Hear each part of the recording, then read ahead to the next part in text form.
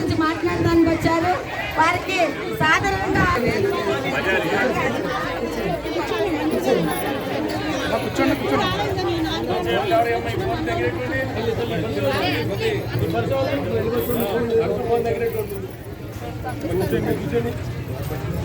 అంటే నేను డిఎస్పీ గారికి వీళ్ళందరికీ ఫోన్ చేసి మా ఇంటి పోలీసు వద్దండి బాగానే ఉంటాం, వాళ్ళు నన్ను వచ్చుకోవచ్చు మళ్ళీ మాట్లాడుకుంటా ఏమైనా వస్తే అలా బాధ ఏంటో మాట్లాడతాను, పోలీసుని పెట్టబాక నేను చెప్పాను.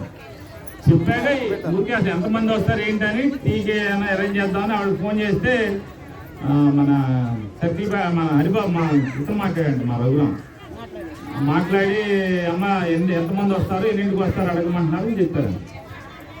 అట్లా కాదు మేము రావడం అవన్నీ కాదు, ఆయన ఏమైనా వస్తాడేమో కనుక్కోమన్నారు.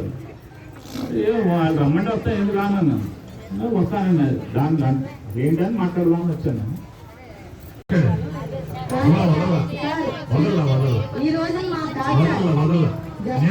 చాలాసార్లు మాట్లాడాను. నేను నమ్మలేదు కదా, నేనే పొద్దున్నే పోలీసు చెప్పాను, మా ఇంటి దగ్గర పోలీసు ఉంటుందని చెప్పాను.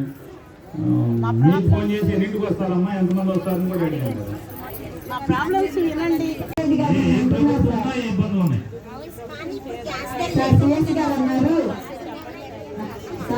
సిఎస్ గారు ఉన్నారు, అదేంటమ్మా వాళ్ళ దగ్గర 2-3 నెలలు అడ్వాన్స్ పెట్టుకోవచ్చు కదా అని కూడా అన్నారండి మా డైరెక్టర్ మేడం గారి దగ్గర.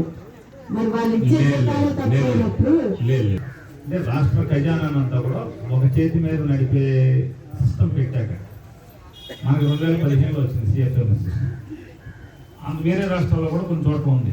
ఈ సిఎఫ్ఎంఎస్ సిస్టమ్ అంటే సెంట్రలైజ్ అండి, ఎవరి దగ్గర డబ్బులు ఉండేవి అన్నీ ఒకే ఖజానాలో ఉంచి దాన్ని నడుపుతూ ఉంటారు. సిఎఫ్ఎంఎస్ సిస్టమ్ వచ్చిన తర్వాత మీ డైరెక్టర్ దగ్గర డబ్బులు ఉండటం అనేది జరగదు. ఆయనదే మరి ఆయన ఎందుకు అట్లా అన్నారు తెలియదు నాకైతే. రిటైర్ అయిపోతే ఇప్పటికి 50,000 మనం అడిగామా?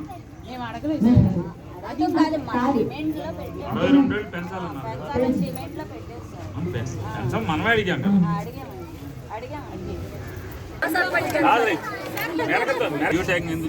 దానిలో ఉందని క్యాన్సిల్ చేసుకుని దీన్ని పెట్టాను. 12,500 క్యాన్సిల్ పోయినా సరే నాకు మీరు ఇచ్చిందే కావాలనుకుని దాన్ని క్యాన్సిల్ చేసి దీన్ని పెట్టాను.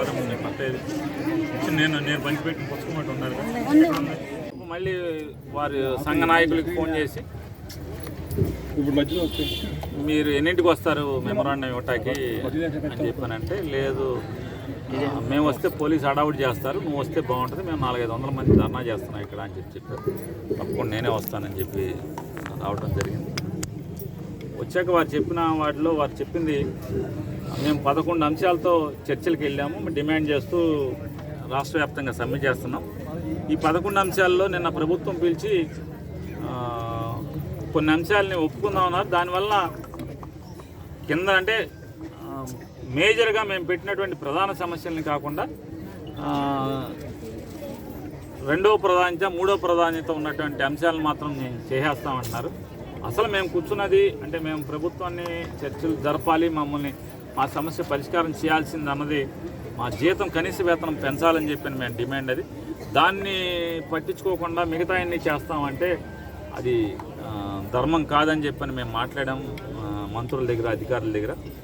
కాబట్టి మీ ఎమ్మెల్యేలందరూ కూడా ప్రభుత్వంతో మీరు కూడా మా మాటగా మీరు మా సమస్యను కూడా మీరు ప్రభుత్వం దృష్టిలో పెట్టండి.